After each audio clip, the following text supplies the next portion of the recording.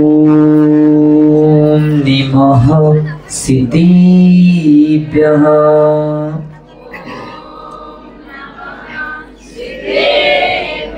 ओम नमः सिद्धिभ्यः।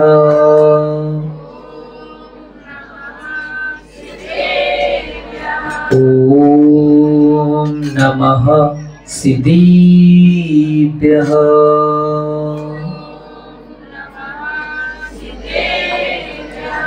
पूजाति पूजेयतिभिः सुवन्द्यं संसार गंभीर समुद्र सेतुं ध्याने कनिष्ठं गरिमा गरिष्ठम् आचार्यवर्यं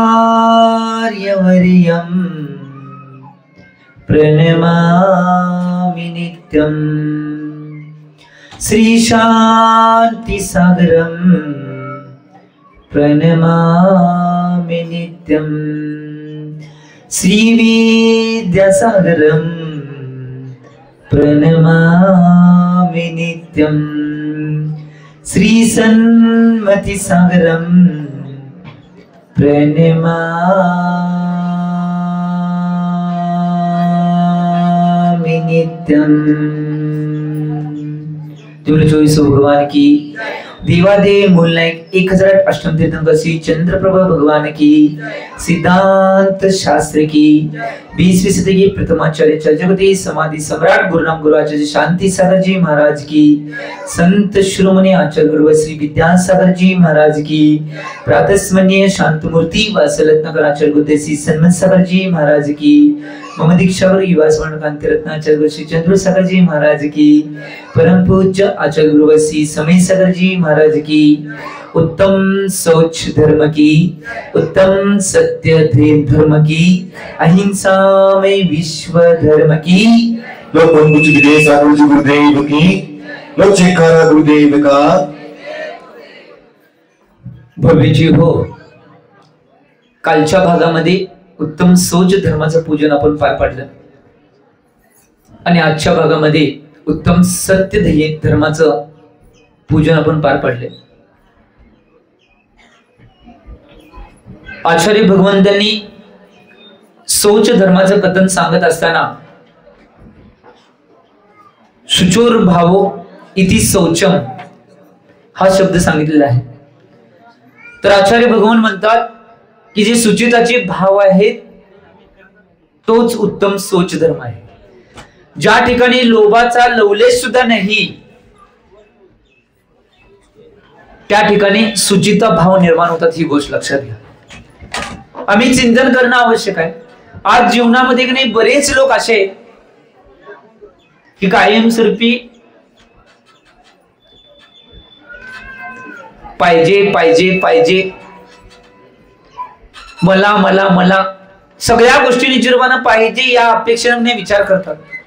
जर आम्हाला उत्तम शौच धर्माला जर पालन करायचं असेल, शौच धर्मामध्ये जर लवलीन व्हायचं असेल तर आम्हाला आमच्या जीवनातून काही लोभाचा लवलेश काढून टाकणं आवश्यक आहे आणि अंतरंगाची शुचिता निर्माण करणं आवश्यक।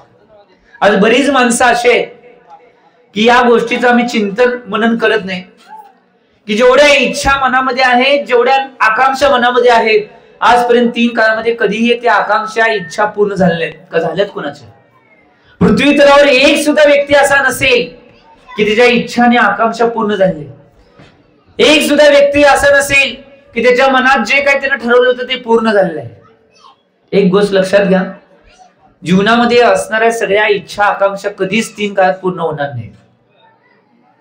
त्याला जर पूर्ण करायचं असेल, त्याला थांबवायचं असेल तर एकच पर्याय आहे की संतोष रूपी धन आपल्या जीवनात आणणे आणि सुचिता रूपी निश्चितपणे क्रिया आमच्या अंतरंगात आणणे की काही भावना ठेवायच नाही, जसं आहे त्या गोष्टीला स्वीकार करणे।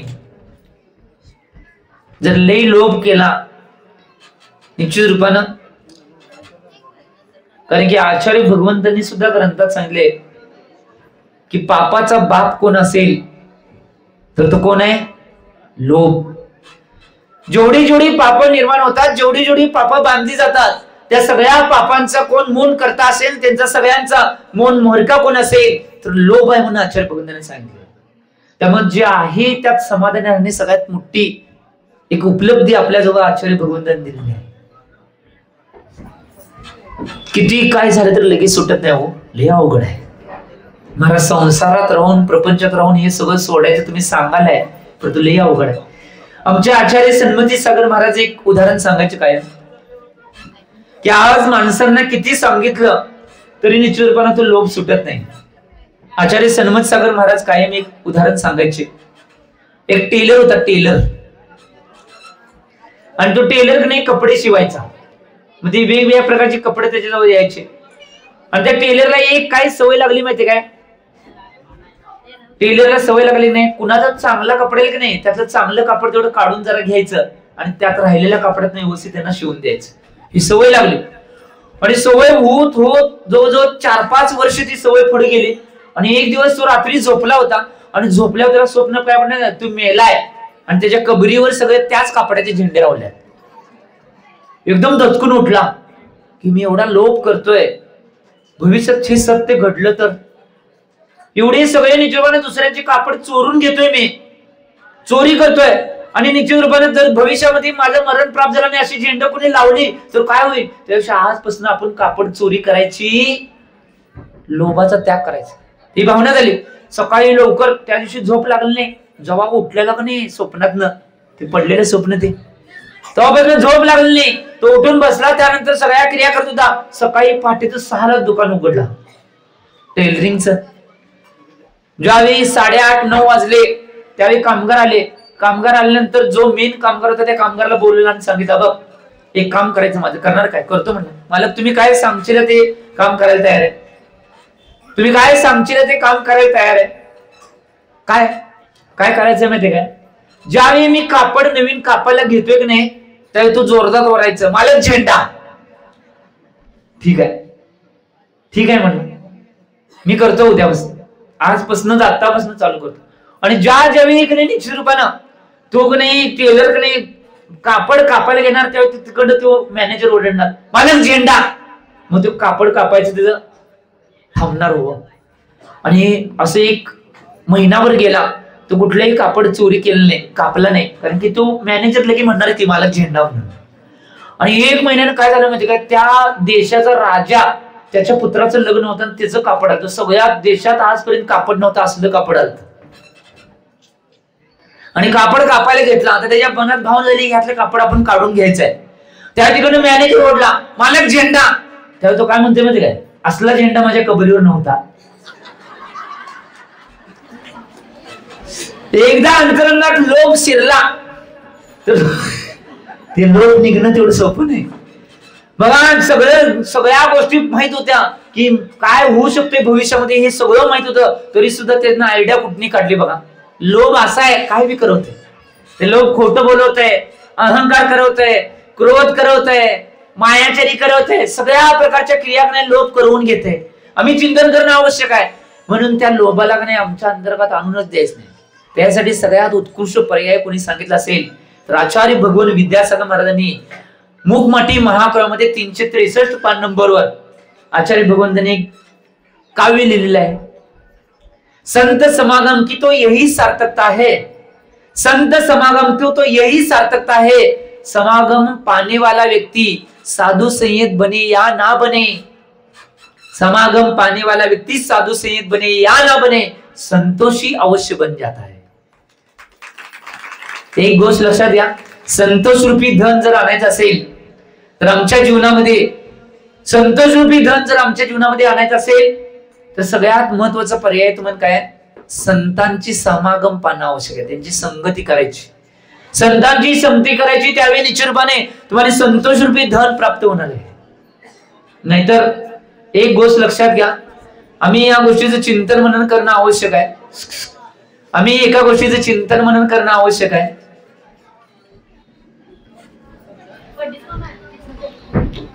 की जीवनामध्ये शौच धर्म जो आहे तो शौच धर्म निश्चित रूपानं सगळ्या गोष्टी करायला लावते.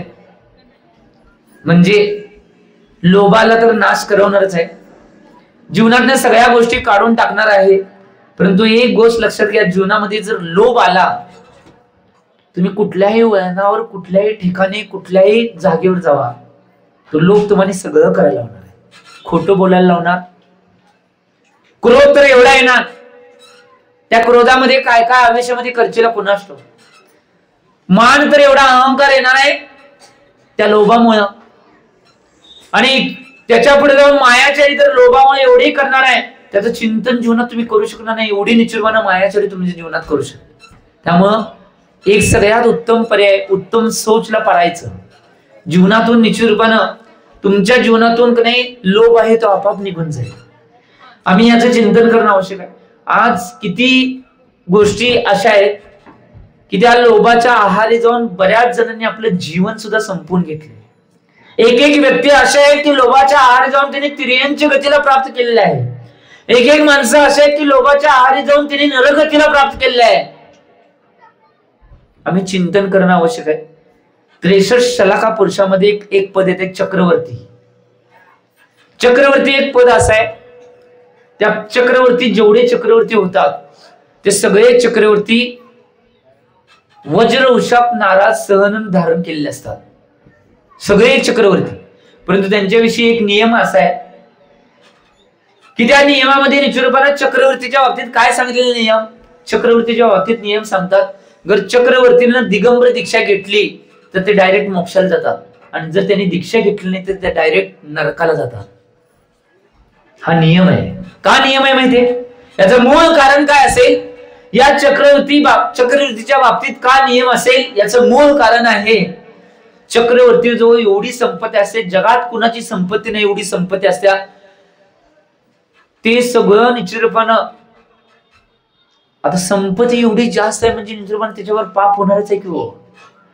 त्याचं सगळं देखभाल बाकीच्या गोष्टी करताना पाप होणारच आहे. त्यामुळे चक्रवर्तीच्या बाबतीत नियम आहे.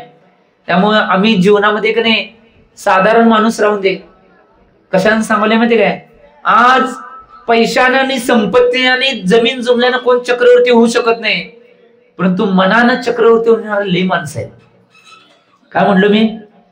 मनानं चक्रवर्ती होणारी बरीच माणसं आहेत की त्यांनी जीवनामध्ये मनानं चक्रवर्ती. का? मनामध्ये जेवढे डोलेले बांधतात की मी असा श्रीमंत होईन, मी हे मिळवेन, मी ते मिळवेन, ते करेन, सगळा लोभच आहे, अंतरंगात चालू आहे. त्यामुळे एक गोष्ट लक्षात घ्या, मनात कुठलेही काही घेऊ नका. तुमच्या जीवनामध्ये या सगळ्या गोष्टी काढून टाका. कारण की बघा, कितीही काही झालं तर जीवनामध्ये लोभाचा नाश केल्याशिवाय तुमच्या जीवनात सुख शांती समाधान येणार नाही. आचार्य सन्मत सगळं महाराज एक उदाहरण सांगायचे. आजकाल माणसांना का नाही शेवटचे क्षण जरी आले तरी काही लोभ सुटत नाही. काय म्हणाले मी? माणसांना आज शेवटचे क्षण आले तरी की नाही लोभ सुटत नाही. अजून पाहिजे, अजून पाहिजे. एक एक माणसं तर महाभाग असे आहेत, महाभाग म्हणाले शब्द आणि ब्रॅकेट, शेवटचे समय आहेत, माझ्या जीवनाला वाचवायला त्यांना कुठलं तरी औषध काम पडत, डॉक्टरना काय म्हणते, एवढं मोठं औषध किंवा एवढं मोठं इंजेक्शन घेण्यापेक्षा नाही कियाक्रमला किती लागतील 1000 रुपये तेवढं बास म्हणतात, नको इंजेक्शन. असली माणसं आहेत. चिंतन करणं आवश्यक आहे. जीवनामध्ये पैसा, संपत्ती, घर, वैभव, जमीन जुमला कशासाठी मिळाले? शरीरामध्ये जीवनामध्ये ह्या पैसा, संपत्ती, वैभव सगळं मिळवले. याचं मूळ कारण की आमचं जीवन हसत खेळत निर्वाह करत आम्ही धर्मासहित जीवन गुजारण करायला पाहिजे, यासाठी हा पैसा, संपत्ती, वैभव मिळालाय. ऐश्वर्य करण्यासाठी पैसा, वैभव, संपत्ती मिळवलं नाही. धर्मासहित जीवन तुमचं जगण्यासाठी तुम्हाला पैसा, संपत्ती मिळालाय, त्याचा वापर त्याच्यासाठी करणं आवश्यक. एक उदाहरण आचार्य महाराज सांगायचे काय की एक बुजुर्ग व्यक्ती होता आणि त्याचे अंतिम समय होते, आणि काय झालं, शेवटच्या समयाला त्याला बोलायला ना काय काय एक एकच शब्द बोलायला. आता मग सगळ्यांनी त्यांना सांगितलं की भगवंतांचं नामस्मरण करा, आता शेवटची वेळ आहे. आता मग सगळेजण सांगितल्यावर नाही ते वाके वाके वाके म्हणाले. आता घरात त्यांना वाटलं चांगले शब्द म्हटलेत, वासुदेव केशव, वासुदेव केशव, चांगलंय की देवाचं नामस्मरण करायला म्हणून. आणि काय झालं, त्यांचा लहानपणीचा एक मित्र भेटायला आला त्यांना, आणि मित्र भेटायला तिथे मित्र बसल्यावर का नाही ते मित्राकडे डोळे करून ते सारखं वाके वाके म्हणायला लागले की मग घरातले अभिमानानं सांगल्यात, बघा बाबा किती शेवटच्या समयला नाही धर्माचंच नामस्मरण करायला वासुदेव केशव म्हणल्यात. ते मित्र म्हणते लहानपणापासून मी ह्याला ओळखतोय, हे वासुदेव केशव म्हणले वासरू केरसुनी खाणे म्हणून सांगाले.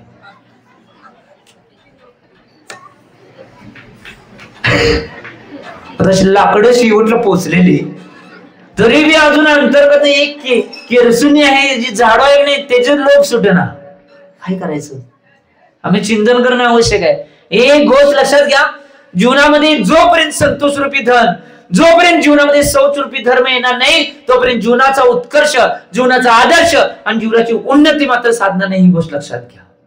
आम्ही आमच्या जीवनामध्ये याचं चिंतन करणं आवश्यक आहे. तुमच्या जीवनामध्ये या सगळ्या गोष्टीचं चिंतन तुम्ही करा. कारण की लोभ कुणाला साधारण झोपून बी देत नाही, बसून बी देत नाही,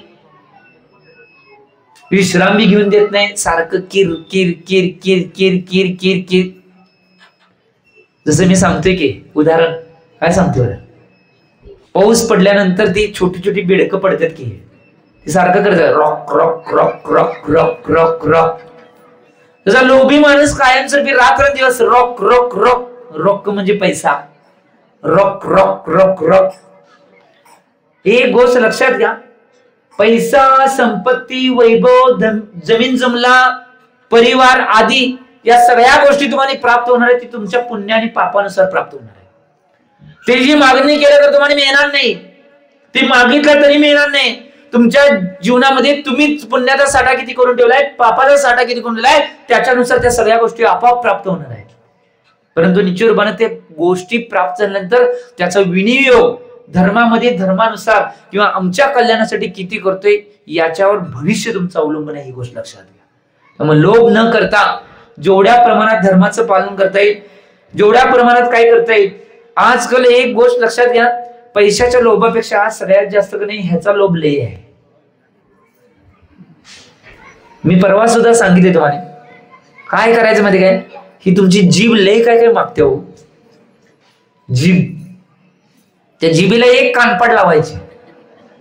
कधी ज्यावेळी काय मागे त्यावेळी एक कानपाडत लावायचं. कशी कानपाडत? आज खरोखर मारायचं नाही, मारायची जीभ बाहेर काढून. जीभ बाहेर राहत नाही, ती आज जात्या तोंडावर बसल. कानपडीत लावायचं याचा अर्थ काय माहिती आहे? ज्यावेळी कुठली निजपणे ती रसनेंद्रिय तुम्हाला काय मागणी करेल त्याच्यामुळे लोभ निर्माण होईल, ती नाही रसनेंद्रिय मागणार आहे, त्यावेळी त्या रसनेंद्रियला सांगायचं तू किती मागितलीस तुला मिळणार, हे सांगायचं ठरवून. याला म्हणायचं कानपडीत लावणे. समजा तुमच्या शेतामध्ये पीक आहे, त्याला कंपाऊंड घातलाय आणि चांगलं पीक आले, त्या कंपाऊंड मध्ये नाही कंपाऊंड घातले, त्या कंपाऊंड मध्ये तोंड घालून कुठली तर म्हस वगैरे काय तर तुमच्या ते पिकाला खायला लागली तर तुम्ही काय करताय? काय करताय? हुशार, बरोबर तोंडावर काठी मारते म्हणाले. बघा, आणि अहिंसा परमो 10 लक्ष महापर्व की जय म्हणाले. बघा, मी म्हणलं बैर ओढून काढतोय, बाजूला जा म्हणतोय, असलं म्हणायचं लगेच काठी मारणार म्हणून म्हणले. बघा, हे गोष्ट लक्षात घ्या. का? कारण की त्या पिकासाठी की नाही तुम्ही कष्ट केलेला आहात म्हणून तुम्हाला वाटते की निश्चितपणे ती गाई पीक खाऊ नये म्हणून निश्चितपणे त्याला बाजूला करण्यासाठी ती क्रिया करताय. त्याचप्रमाणे रसनेंद्रिय ज्यावेळी तुम्हाला लोभात पाडणार आहे की ही वस्तू पाहिजे, ती वस्तू पाहिजे, ती वस्तू पाहिजे, त्यावेळी त्या रसनेंद्रियाला सांगायचं एक कानपड लावून तुला मिळणार नाही म्हणजे मिळणार नाही, जे असेल ते गप खायचं. असं सांगत नाही म्हणून घोळ उठलाय हो. राजस्थान मध्ये एक हिंदू साधू होते, त्यांचं उदाहरण आचार्य सन्मत सागर महाराज कायम सांगायचे. ते हिंदू साधू काय करायचे माहिती काय, एक 2-3 घरामध्ये काहीतरी मागायचे आणि तेवढंच खाऊन गावाच्या बाहेर एका पडक्या घरामध्ये ते राहायचे. आणि एक दिवस त्यांचे काय भाव झाले माहिती काय, दालबाटी खायचे भाव झाले. दालबाटी राजस्थान मधला प्रसिद्ध पदार्थ आहे. दालबाटी त्याला म्हणतात. काय करतात माहिती काय, एक गव्हाचे मुटकी केले जातात आणि ते विस्तवार किंवा भाजतात किंवा तुपात तळतात आणि त्याला तुरीच्या डाळीचा तडका देऊन एक सार केला जातोय आणि त्यात ते कुस्करून घालतात, त्याला दालबाटी म्हणतात. दालबाटी हा एक प्रसिद्ध पदार्थ आहे. आता ते शास्त्री जे आहेत सांगण्यामध्ये शिकतात, त्यांना माहिती आहे दालबाटी काय आहे. तर दालबाटी हा पदार्थ आहे. त्या साधूचे भाव झाले की मला दालबाटी. त्यानं काय केलं, वेगवेगळ्या 3-4 घरामध्ये फिरून ते नाही सामान गोळा केला, त्याला डाळ सगळं मीठ सगळं आणि त्या पडक्या घरामध्ये की नाही लाकडं बिकडं आणून चूल मांडून की नाही तिथं डाळ बाटी चांगली तयार केला. सगळी तयार केलं आणि दाल बाटी तयार झाल्यानंतर नाही पाणी संपलं. तो पाणी आणण्यासाठी घडा घेऊन की नाही नदी जवळच होती, नदीकडे गेला. नदीकडे जात असताना त्याच्या डोक्यात विचार आला की आज तू साधू आहेस, आज तुझ्या मनानं मागितलं की दाल बाटी पाहिजे. ज्यावेळी तुझ्याकडे या रसनेंद्रियनं दाल बाटी मागितली तेव्हा तू दाल बाटी करून द्यायलास. आज दाल बाटी जर तू त्या रसनेंद्रियाला दिलास, उद्या तीच रसनेंद्रिय गुलाबजामुन मागणार आहे, परवा दिवशी पाणीपुरी मागेल, ठरवा दिवशी कचोडी मागेल, भेळ मागेल, सगळे मागेल. पुरत गेलास तर तू साधू आहेस, कुठल्या कुठल्या घरात किती मागत फिरणार. तू मनात विचार संकल्प करतोय आणि तो साधू जातोय त्या पडक्या घरामध्ये. तिथं पाण्याचा घडा ठेवतोय, खाली बसतोय आणि घटा तांब्यानं त्या घड्यातलं पाणी पितोय. 3-4 तांब्या पाणी पितोय. आणि जी केलेली सगळी दालबाटी होती नाही, त्या घराच्या बाहेर सगळी मुलं खेळत होती, त्या मुलांना वाटून टाकतो, तुम्ही खाऊन टाका. दालबाटी खात नाही आपण. याला म्हणतात रसनेंद्रियाला कानपाडीत मारणे. आम्ही आजपर्यंत जीवनामध्ये काय केलेलं आहे, अंतरंगातलं मन काय मागतंय किंवा रसनेंद्रिय काय मागते ते पुरवण्याचा प्रयत्न केलाय. म्हणून आज निश्चितपणे लोभ एवढा वाढत गेलाय. तो लोभ निश्चितपणे बरंच काय तुम्हाला करायला होते. त्यामुळे चिंतन करा. कुठल्याही गोष्टी झाल्या तर निश्चितपणे जीवनामध्ये काही झालं तर निश्चितपणे त्या लोभाला नाही शांत बसवण्यासाठी संतोष रूपी धन आणायचं आहे आणि सुचिता रूपी म्हणजे शौच रूपी धर्म आपल्या अंतरंगात स्थापन करायचा आहे. त्यावेळी सगळ्या गोष्टींना निश्चितपणे थांबवून तुम्ही निश्चितपणे त्या धर्माचं पालन करशील.